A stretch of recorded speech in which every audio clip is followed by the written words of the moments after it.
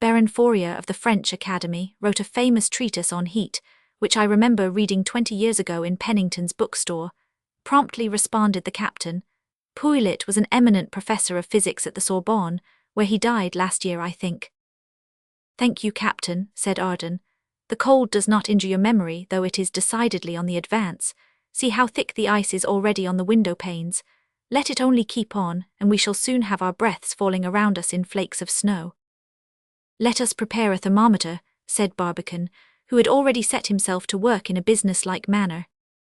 A thermometer of the usual kind, as may be readily supposed, would be of no use whatever in the experiment that was now about to be made.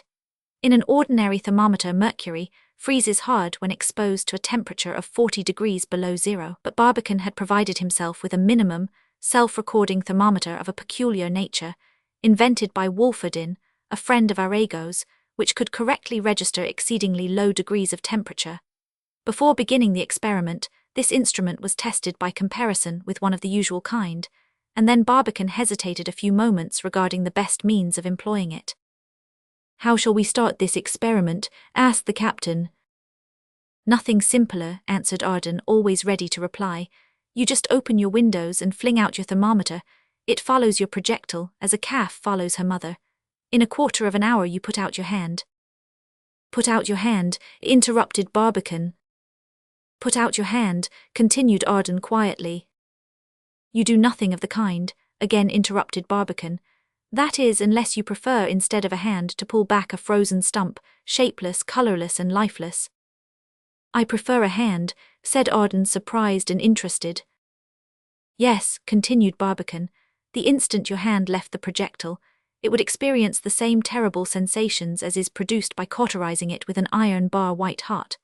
For heat, whether rushing rapidly out of our bodies or rapidly entering them, is identically the same force and does the same amount of damage. Besides, I am by no means certain that we are still followed by the objects that we flung out of the projectile.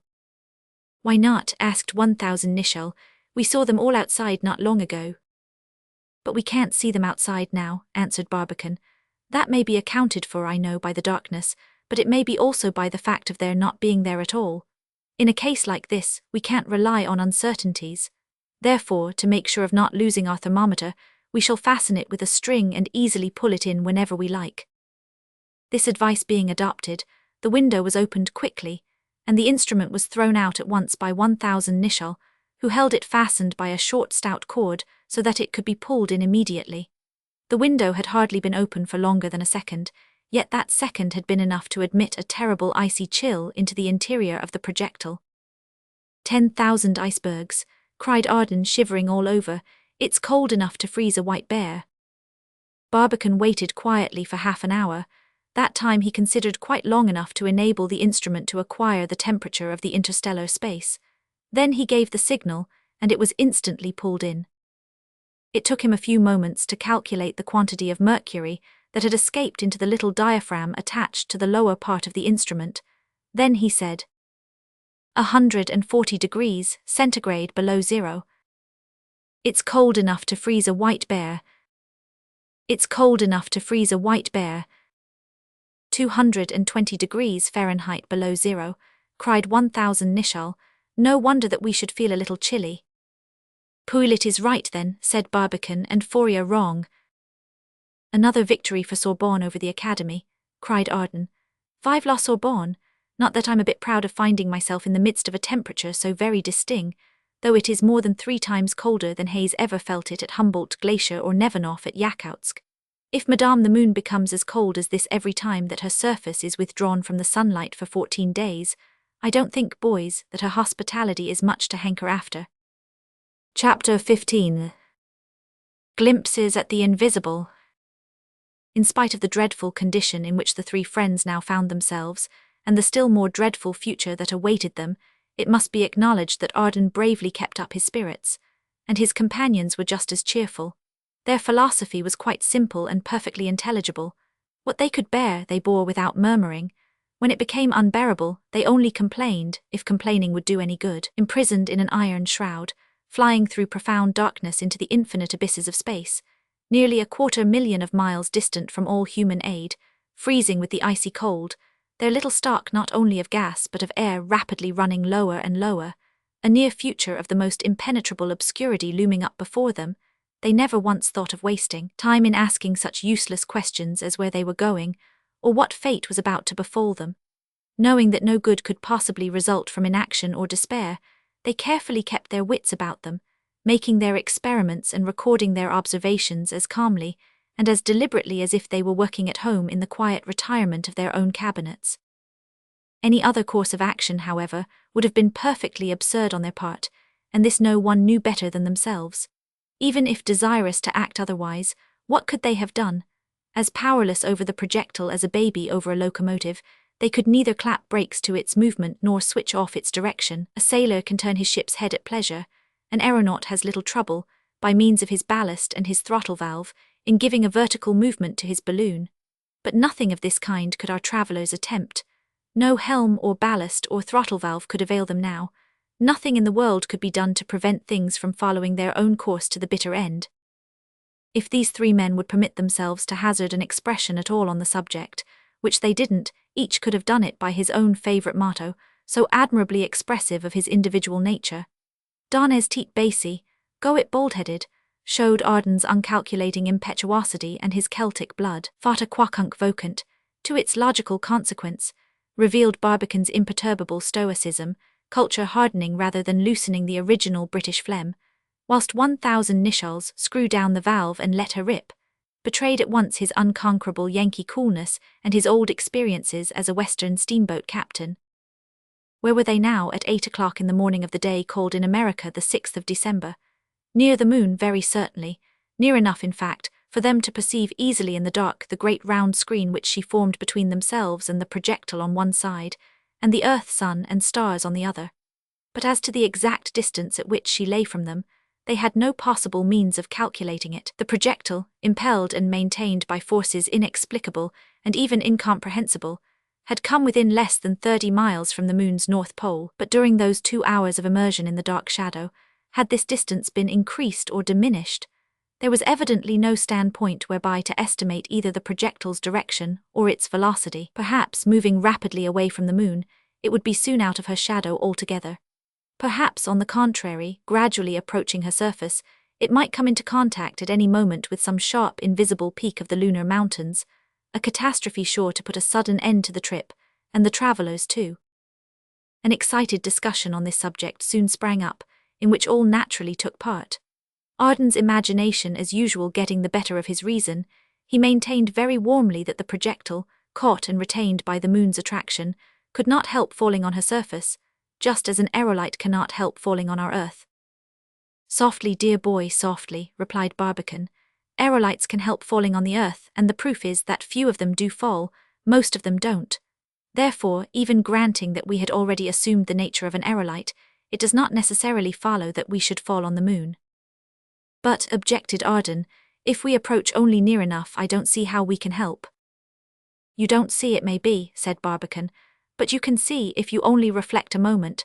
Have you not often seen the November meteors, for instance, streaking the skies, thousands at a time? Yes, on several occasions I was so fortunate. Well, did you ever see any of them strike the earth's surface? Asked Barbican. I can't say I ever did, was the candid reply, but— Well, these shooting stars, continued Barbican, or rather these wandering particles of matter, shine only from being inflamed by the friction of the atmosphere. Therefore they can never be at a greater distance from the earth than 30 or 40 miles at furthest, and yet they seldom fall on it. So with our projectile, it may go very close to the moon without falling into it. But our roving projectile must pull up somewhere in the long run, replied Arden, and I should like to know where that somewhere can be, if not in the moon. Softly again, dear boy, said Barbican. How do you know that our projectile must pull up somewhere? It's self-evident, replied Arden. It can't keep moving forever. Whether it can or it can't depends altogether on which one of two mathematical curves it has followed in describing its course. According to the velocity with which it was endowed at a certain moment, it must follow either the one or the other. But this velocity I do not consider myself just now able to calculate. Exactly so, chimed in 1,000 Nicholl. It must describe and keep on describing either a parabola or a hyperbola. Precisely, said Barbicane. At a certain velocity it would take a parabolic curve. With a velocity considerably greater it should describe a hyperbolic curve. I always did like nice corpulent words, said Arden, trying to laugh. Bloated and unwieldy, they express in a neat handy way exactly what you mean. Of course I know all about the high, those high curves and those low curves. No matter, explain them to me all the same. Consider me most deplorably ignorant on the nature of these curves. Well, said the captain a little bumptiously, a parabola is a curve of the second order, formed by the intersection of a cone by a plane parallel to one of its sides. You don't say so, cried Arden with mouth agape. Do tell. It is pretty nearly the path taken by a shell shot from a mortar. Well now, observed Arden apparently much surprised, who'd have thought it, now for the high, bully old curve. The hyperbola, continued the captain, not minding Arden's antics. The hyperbola is a curve of the second order, formed from the intersection of a cone by a plane parallel to its axis, or rather parallel to its two generatrices, constituting two separate branches, extending indefinitely in both directions. Oh, what an accomplished scientist I'm going to turn out if only left long enough at your feet, illustrious maestro, cried Arden with effusion. Only figure it to yourselves, boys. Before the captain's lucid explanations, I fully expected to hear something about the high curves and the low curves in the back of an ancient Thomas. Oh, Michael, why didn't you know the captain earlier? But the captain was now too deeply interested in a hot discussion with Barbicane to notice that the Frenchman was only funning him. Which of the two curves had been the one most probably taken by the projectile? Barbicane maintained it was the parabolic. 1000 Nicholl insisted that it was the hyperbolic. Their tempers were not improved by the severe cold, and both became rather excited in the dispute.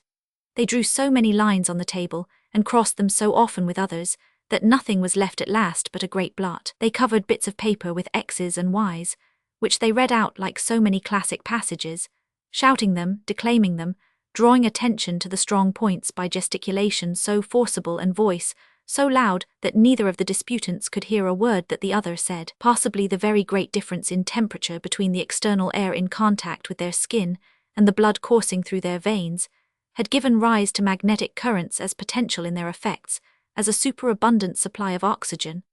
At all events, the language they soon began to employ in the enforcement of their arguments fairly made the Frenchman's hair stand on end. You probably forget the important difference between a directrix and an axis, hotly observed Barbicane. I know what an abscissor is anyhow, cried the captain. Can you say as much? Did you ever understand what is meant by a double ordinate? Asked Barbicane, trying to keep cool. More than you ever did about a transverse and a conjugate, replied the captain with much asperity. Anyone not convinced at a glance that this eccentricity is equal to unity must be blind as a bat, exclaimed Barbicane, fast losing his ordinary urbanity. Less than unity, you mean. If you want spectacles, here are mine, shouted the captain, angrily tearing them off and offering them to his adversary. Dear boys, interposed Arden. The eccentricity is equal to unity, cried Barbicane. The eccentricity is less than unity, screamed 1000 Nicholl. Talking of eccentricity, put in Arden. Therefore it's a parabola and must be, cried Barbicane triumphantly. Therefore it's hyperbola and nothing shorter, was the captain's quite as confident reply. For gracious sake, resumed Arden. Then produce your asymptote, exclaimed Barbicane with an angry sneer. Let us see the symmetrical point, roared the captain quite savagely. Dear boys, old fellows, cried Arden as loud as his lungs would let him. It's useless to argue with a Mississippi steamboat captain, ejaculated Barbicane. He never gives in till he blows up.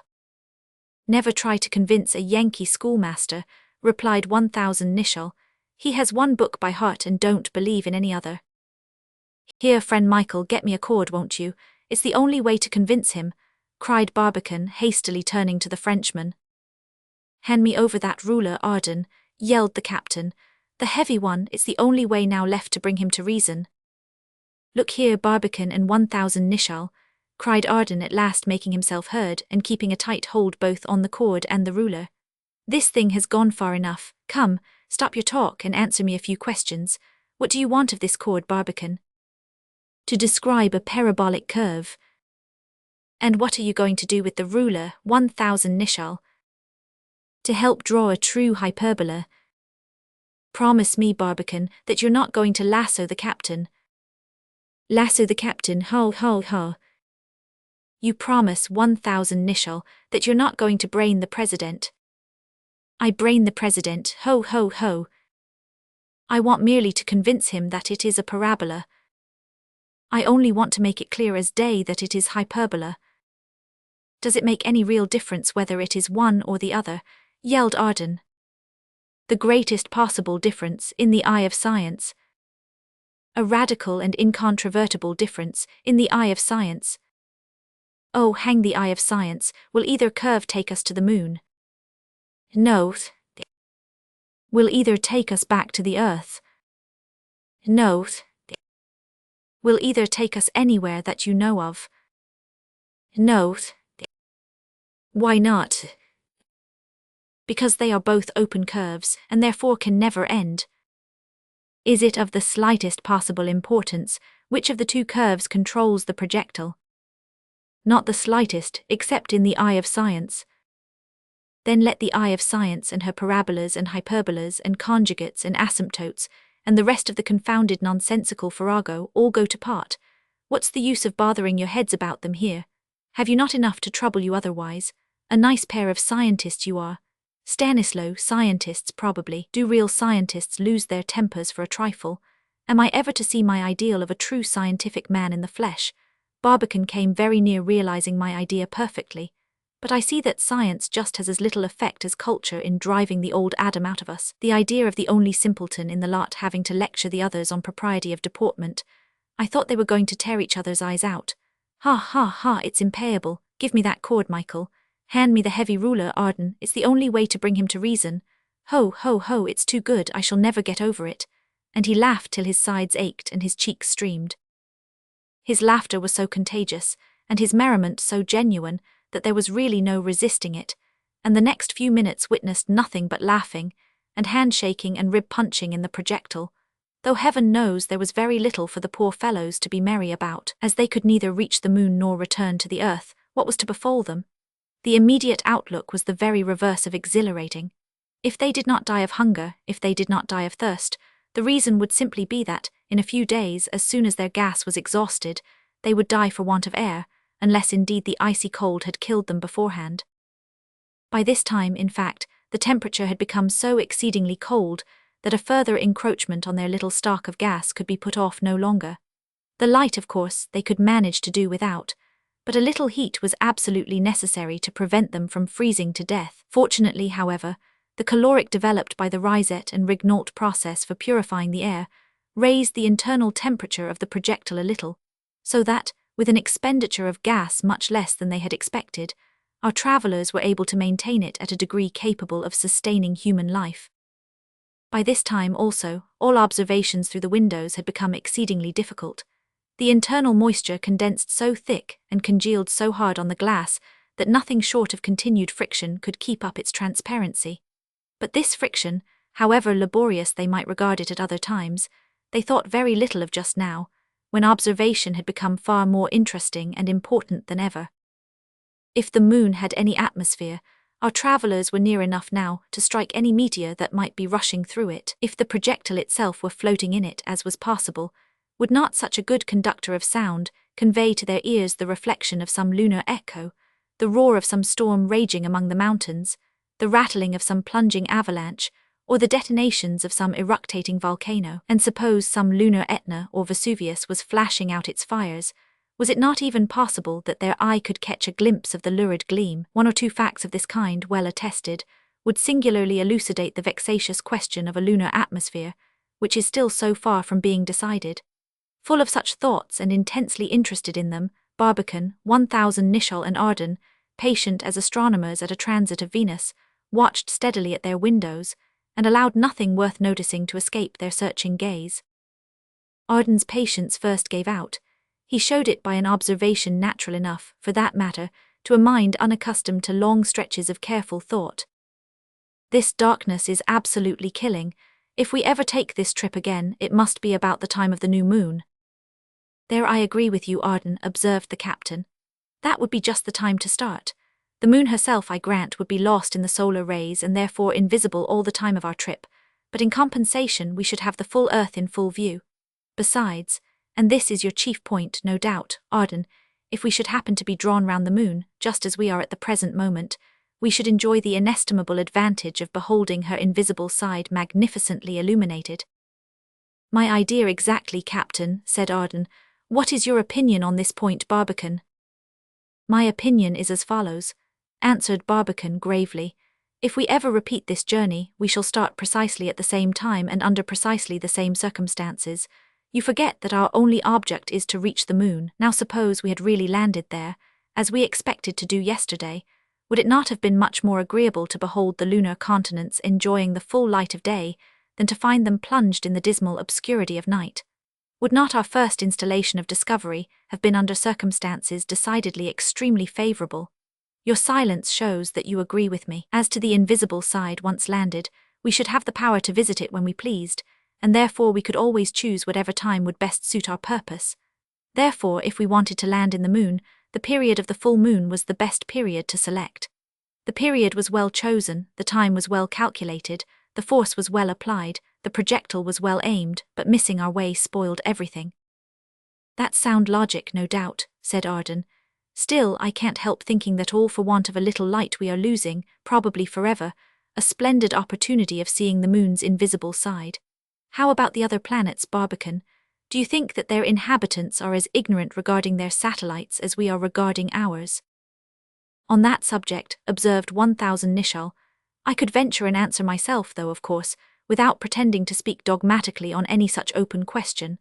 The satellites of the other planets, by their comparative proximity, must be much easier to study than our moon. The Saturnians, the Uranians, the Jovians cannot have had very serious difficulty in effecting some communication with their satellites. Jupiter's 4 moons, for instance, though on an average actually 212 times farther from their planet's center than the moon is from us, are comparatively 4 times nearer to him on account of his radius being 11 times greater than the Earth's. With Saturn's 8 moons, the case is almost precisely similar. Their average distance is nearly 3 times greater than that of our moon, but as Saturn's diameter is about 9 times greater than the Earth's, his bodyguards are really between 3 times nearer to their principal than ours is to us. As to Uranus, his first satellite, Ariel, half as far from him as our moon is from the Earth, is comparatively, though not actually, 8 times nearer.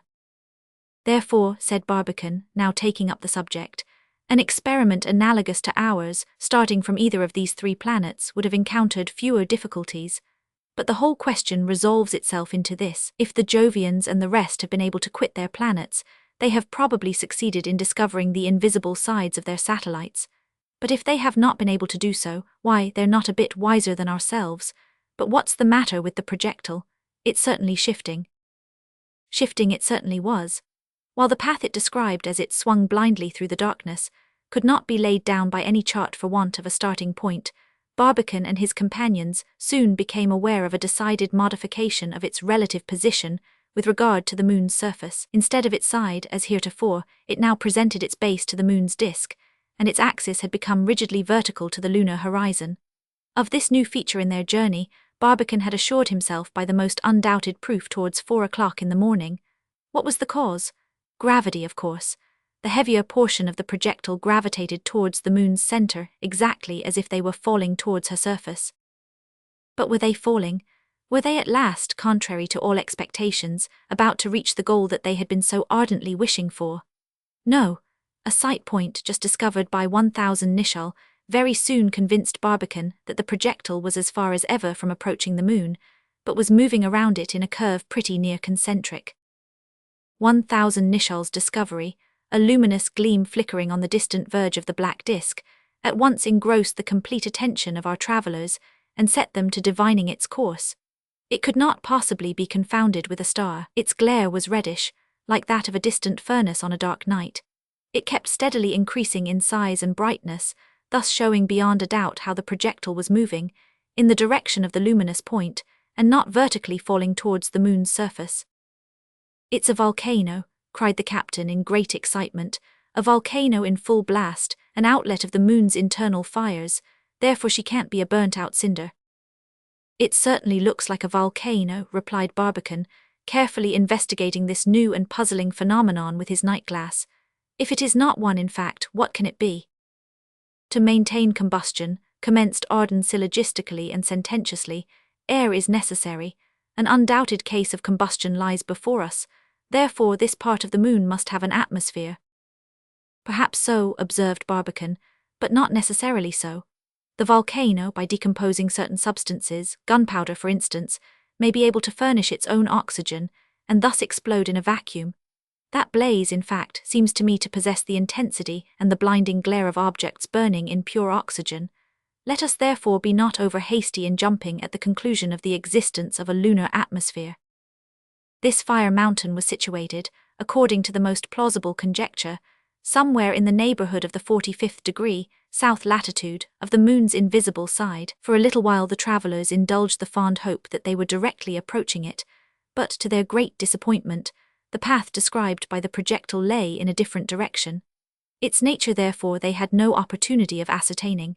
It began to disappear behind the dark horizon within less than half an hour after the time that 1000 Nicholl had signaled it. Still, the fact of the uncontested existence of such a phenomenon was a grand one, and of considerable importance in selenographic investigations. It proved that heat had not altogether disappeared from the lunar world, and the existence of heat once settled, who can say positively that the vegetable kingdom and even the animal kingdom have not likewise resisted so far every influence tending to destroy them?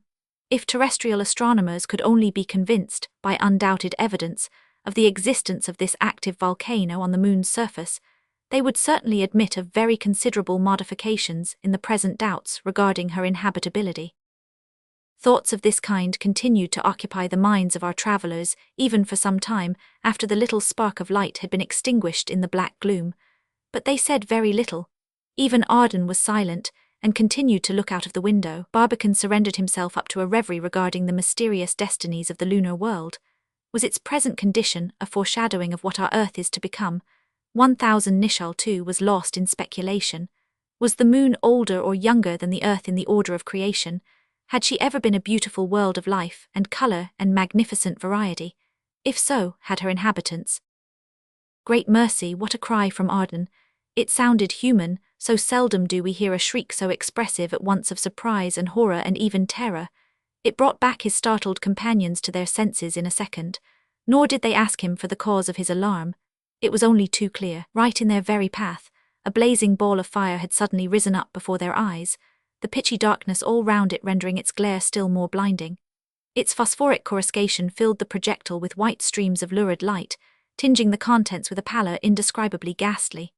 The travellers' faces in particular gleamed with that peculiar livid and cadaverous tinge, blue and yellow, which magicians so readily produce by burning table salt in alcohol. "Sacre," cried Arden, who always spoke his own language when much excited, "what a pair of beauties you are! Say, Barbicane, what thundering thing is coming at us now?" "Another bolide," answered Barbicane, his eye as calm as ever, though a faint tremor was quite perceptible in his voice. "A bolide burning in vacuo, you are joking." "I was never more in earnest," was the president's quiet reply, as he looked through his closed fingers. He knew exactly what he was saying. The dazzling glitter did not deceive him. Such a meteor seen from the earth could not appear much brighter than the full moon, but here in the midst of the black ether and unsoftened by the veil of the atmosphere, it was absolutely blinding. These wandering bodies carry in themselves the principle of their incandescence. Oxygen is by no means necessary for their combustion. Some of them indeed often take fire as they rush through the layers of our atmosphere, and generally burn out before they strike the earth, but others, on the contrary, and the greater number too, follow a track through space far more distant from the earth than the 50 miles supposed to limit our atmosphere. In October 1844, one of these meteors had appeared in the sky at an altitude calculated to be at least 320 miles, and in August 1841, another had vanished when it had reached the height of 450 miles. A few even of those seen from the earth must have been several miles in diameter. The velocity with which some of them have been calculated to move, from east to west, in a direction contrary to that of the earth, is astounding enough to exceed belief, about 50 miles in a second. Our Earth does not move quite 20 miles in a second, though it goes 1,000 times quicker than the fastest locomotive. They could utter no word. They could utter no word. Barbicane calculated like lightning that the present object of their alarm was only about 250 miles distant from them, and could not be less than 1.25 miles in diameter. It was coming on at the rate of more than 1 mile a second, or about 75 miles a minute. It lay right in the path of the projectile, and in a very few seconds indeed a terrible collision was inevitable. The enormous rate at which it grew in size showed the terrible velocity at which it was approaching. You can hardly imagine the situation of our poor travellers at the sight of this frightful apparition. I shall certainly not attempt to describe it. In spite of their singular courage, wonderful coolness, extraordinary fortitude, they were now breathless, motionless, almost helpless. Their muscles were tightened to their utmost tension, their eyes stared out of their sockets, their faces were petrified with horror. No wonder. Their projectile, whose course they were powerless as children to guide, was making straight for this fiery mass, whose glare in a few seconds had become more blinding than the open vent of a reverberating furnace. Their own projectile was carrying them headlong into a bottomless abyss of fire. Still, even in this moment of horror, their presence of mind, or at least their consciousness, never abandoned them. Barbicane had grasped each of his friends by the hand, and all three tried as well as they could to watch through half-closed eyelids the white-hot asteroid's rapid approach. They could utter no word, they could breathe no prayer. They gave themselves up for lost, in the agony of terror that partially interrupted the ordinary functions of their brains. This was absolutely all they could do. Hardly 3 minutes had elapsed since Arden had caught the first glimpse of it, 3 ages of agony. Now it was on them.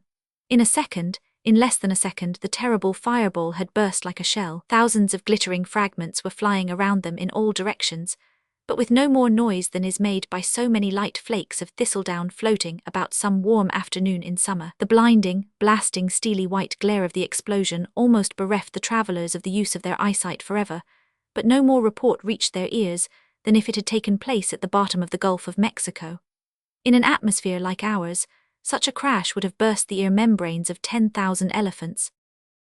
In the middle of the commotion, another loud cry was suddenly heard. It was the captain who called this time. His companions rushed to his window and all looked out together in the same direction. What a sight met their eyes! What pen can describe it? What pencil can reproduce the magnificence of its colouring? It was a Vesuvius at his best and wildest, at the moment just after the old cone has fallen in. Millions of luminous fragments streaked the sky with their blazing fires. All sizes and shapes of light, all colours and shades of colours, were inextricably mingled together. Irradiations in gold, scintillations in crimson, splendours in emerald, lucidities in ultramarine, a dazzling girandola of every tint and of every hue. Of the enormous fireball, an instant ago such an object of dread, nothing now remained but these glittering pieces, shooting about in all directions, each one an asteroid in its turn. Some flew out straight and gleaming like a steel sword, others rushed here and there irregularly like chips struck off a red-hot rock, and others left long trails of glittering cosmical dust behind them like the nebulous tail of Donati's comet.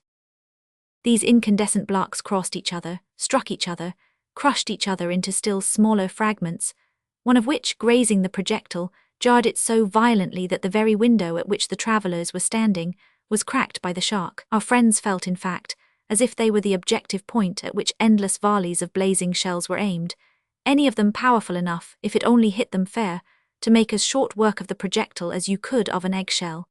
They had many hairbreadth escapes, but fortunately the cracking of the glass proved to be the only serious damage of which they could complain. This extraordinary illumination lasted altogether only a few seconds. Every one of its details was of a most singular and exciting nature, but one of its greatest wonders was yet to come. The ether, saturated with luminous matter, developed an intensity of blazing brightness unequalled by the limelight, the magnesium light, the electric light, or any other dazzling source of illumination with which we are acquainted on Earth. It flashed out of these asteroids in all directions, and downwards, of course, as well as elsewhere. At one particular instant, it was so very vivid that Arden, who happened to be looking downwards, cried out as if in transport, "Oh, the moon, visible at last!" And the three companions, thrilling with indescribable emotion, shot a hasty glance through the openings of the coruscating field beneath them. Did they really catch a glimpse of the mysterious invisible disk that the eye of man had never before lit upon? For a second or so they gazed with enraptured fascination at all they could see. What did they see? What could they see at a distance so uncertain that Barbicane has never been able even to guess at it? Not much. Arden was reminded of the night he had stood on the battlements of Dover Castle, a few years before, when the fitful flashes of a thunderstorm gave him occasional and very uncertain glimpses of the French coast at the opposite side of the strait, misty strips long and narrow, extending over one portion of the disk, probably cloud scuds sustained by a highly rarefied atmosphere, permitted only a very dreamy idea of lofty mountains stretching beneath them in shapeless proportions, of smaller reliefs, circuses, yawning craters, and the other capricious, sponge-like formations so common on the visible side. Elsewhere the watchers became aware for an instant of immense spaces, certainly not arid plains, but seas, real oceans, vast and calm, reflecting from their placid depths the dazzling fireworks of the weird and wildly flashing meteors. Farther on, but very darkly as if behind a screen, shadowy continents revealed themselves, their surfaces flecked with black cloudy masses, probably great forests, with here and there nothing more. In less than a second the illumination had come to an end, involving everything in the moon's direction once more in pitchy darkness. But had the impression made on the traveller's eyes been a mere vision or the result of a reality, an optical delusion or the shadow of a solid fact? Could an observation so rapid, so fleeting, so superficial, be really regarded as a genuine scientific affirmation? Could such a feeble glimmer of the invisible disk justify them in pronouncing a decided opinion on the inhabitability of the moon? To such questions as these, rising spontaneously and simultaneously in the minds of our travellers, they could not reply at the moment. They could not reply to them long afterwards. Even to this day they can give them no satisfactory answer. All they could do at the moment they did. To every sight and sound they kept their eyes and ears open, and by observing the most perfect silence, they sought to render their impressions too vivid to admit of deception. There was now, however, nothing to be heard and very little more to be seen. The few coruscations that flashed over the sky gradually became fewer and dimmer. The asteroids sought paths further and further apart and finally disappeared altogether. The ether resumed its original blackness. The stars, eclipsed for a moment, blazed out again on the firmament, and the invisible disk that had flashed into view for an instant once more relapsed forever into the impenetrable depths of night. Chapter 16. The Southern Hemisphere. Exceedingly narrow and exceedingly fortunate had been the escape of the projectile, and from a danger too, the most unlikely and the most unexpected. Who would have ever dreamed of even the possibility of such an encounter? And was all danger over? The sight of one of these erratic bolides certainly justified the gravest apprehensions of our travellers regarding the existence of others. Worse than the sunken reefs of the southern seas or the snags of the Mississippi, how could the projectile be expected to avoid them? Drifting along blindly through the boundless ethereal ocean, her inmates, even if they saw the danger, were totally powerless to turn her aside. Like a ship without a rudder, like a runaway horse, like a collapsed balloon, like an iceberg in an Atlantic storm, like a boat in the Niagara Rapids, she moved on sullenly, recklessly, mechanically, mayhap into the very jaws of the most frightful danger.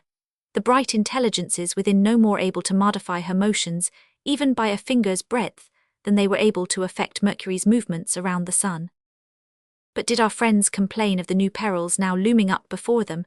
They never thought of such a thing. On the contrary, they only considered themselves, after the lapse of a few minutes to calm their nerves, extremely lucky in having witnessed this fresh glory of exuberant nature, this transcendent display of fireworks which not only cast into absolute insignificance anything of the kind they had ever seen on earth, but had actually enabled them by its dazzling illumination to gaze for a second or two at the moon's mysterious invisible disk. This glorious momentary glance, worth a whole lifetime of ordinary existence, had revealed to mortal ken her continents, her oceans, her forests, but did it also convince them of the existence of an atmosphere on her surface, whose vivifying molecules would render life possible?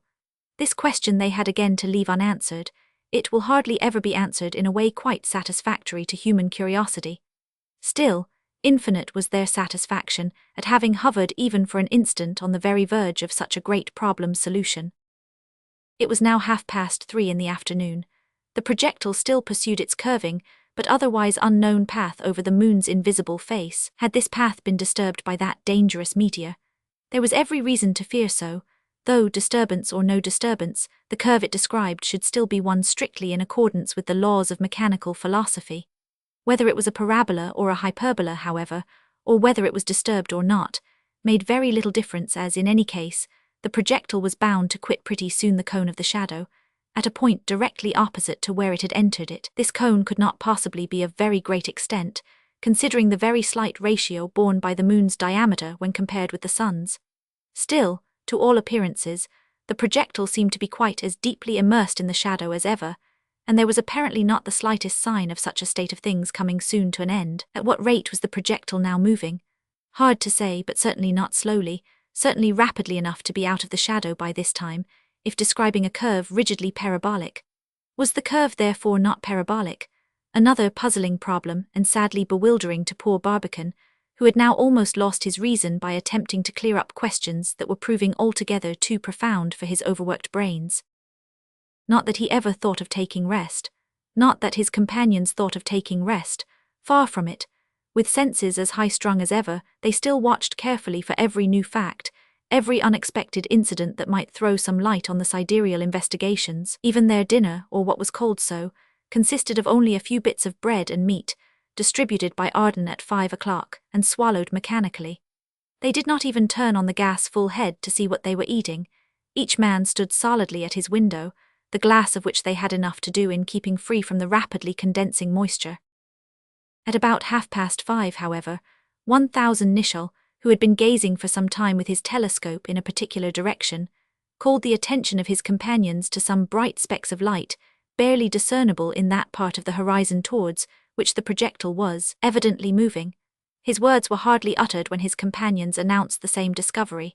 They could soon all see the glittering specks not only becoming more and more numerous, but also gradually assuming the shape of an extremely slender, but extremely brilliant crescent. Rapidly more brilliant and more decided in shape the profile gradually grew, till it soon resembled the first faint sketch of the new moon that we catch of evenings in the western sky, or rather the first glimpse we get of her limb as it slowly moves out of eclipse. But it was inconceivably brighter than either, and was furthermore strangely relieved by the pitchy blackness both of sky and moon.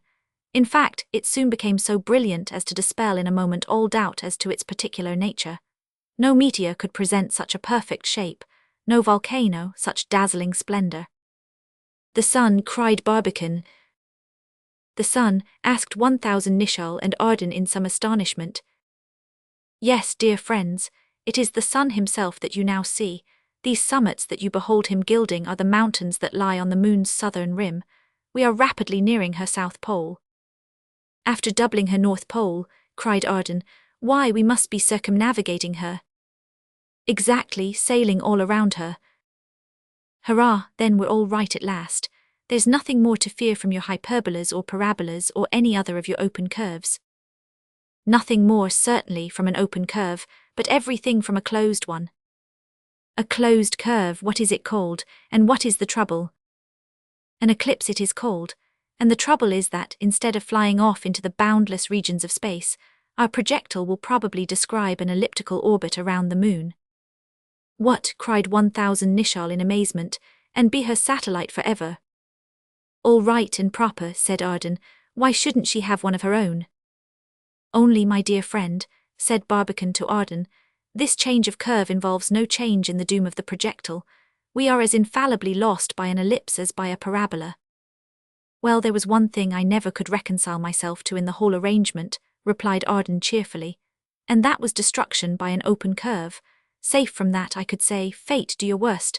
Besides, I don't believe in the infallibility of your elliptic. It may prove just as unreliable as the hyperbola, and it is no harm to hope that it may." From present appearances, there was very little to justify Arden's hope. Barbicane's theory of the elliptic orbit was unfortunately too well grounded to allow a single reasonable doubt to be expressed regarding the projectile's fate.